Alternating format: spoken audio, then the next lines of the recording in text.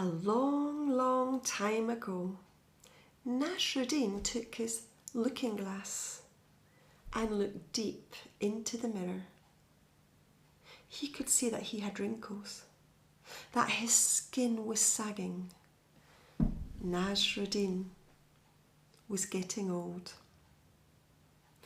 Well, from that moment onwards, Nasruddin started to talk about death and dying all the time. Morning, noon and night. His friends, his neighbours, didn't want to talk to him. No one wanted to talk about death and dying.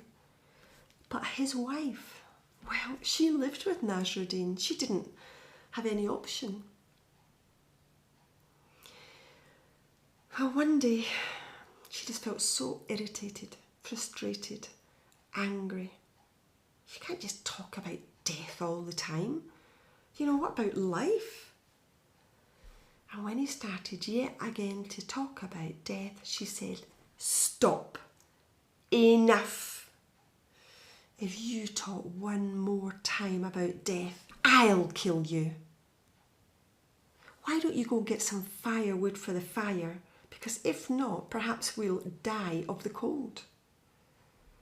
So Nasruddin took his axe, he took a saw, and off he went to the forest. He could see there was a big tree and there was a dry branch. So he climbed the tree, he climbed onto the branch, and he started sawing. But a young man passed and said, "Excuse me, perhaps you should change direction and saw in this way, because if you don't, then you're going to fall down with the branch." And Nasruddin said, "Excuse me, young man, just have more respect for your elders." The young man went on his way, and he kept sawing and sawing until the branch fell, and so did Nasruddin. There he was on the floor, covered in dust and leaves and bruises. But then he realised that young man had predicted the future. So he went running after. Young man, stop one moment. I see you have a gift. You can read the future. Can you please tell me when I'm going to die?" Now the young man thought, he liked to play a joke, and he said, "Let me think.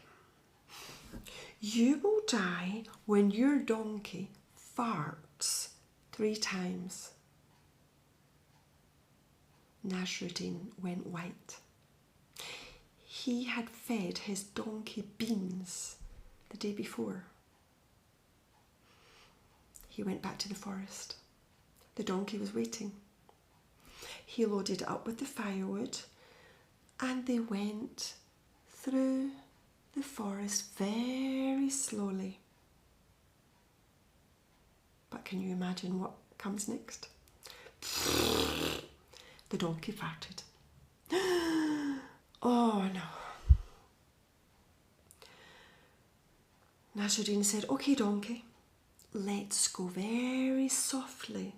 There's no rush whatsoever." And they tiptoed through the forest. But all that firewood was weighing down on the donkey. And another fart. Nasruddin's life depended on the donkey farting one more time. He could hardly breathe. And as they went through the forest, very softly, the silence was broken by... That was it. That was the end of his life. So he lay down on the forest floor beside the donkey. And he waited and he waited. Nothing seemed very different. And he waited and he waited, and it was all these little like ants and creepy crawlies sort of like crawling all over him. And then he started to imagine birds coming and pecking out his eyes and other animals taking big lumps out of his skin. So he got up and he ran really fast to his house and he hammered on the door. Help! Help! Nasruddin's dead. He's lying on the forest floor. Help! Come as quick as you can. And then he ran all the way back and lay down on the forest floor yet again. Well, Nasruddin's wife had heard everything. She was quite alarmed. She called her friends and some neighbours, and they went through the forest, and they did indeed find his body. They picked up the body and they took it home and they laid it out on his bed. And the next day, they put Nasruddin in a coffin, and they all stood round the coffin, paying their last respects. They said the loveliest thing. He had been a wonderful neighbour. He had been just a lovely, faithful husband, a good friend. Nasruddin was very surprised. Nobody had ever said that to him when he was alive. And then they put the lid on the coffin and they picked it up and they started to walk towards the cemetery. But then there was a problem. Should they take the short road that was a bit bumpy or take the long, winding, smooth road? Some people said, listen, the coffin's so heavy, let's go for the short road. And others said, yeah, but this is his last journey on earth. Let's go for the long road. And they started arguing and arguing and arguing. And Nasruddin was lying in his coffin. He said, I don't like the tone of this. I just want some peace and quiet.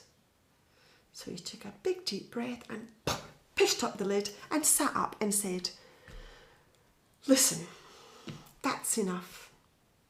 Now, if I were alive, I would choose.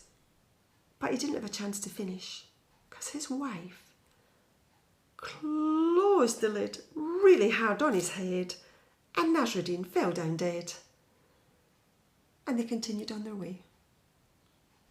To tell you the truth, I don't know if they took the short road or the long road. But I do know that that day Nasruddin died.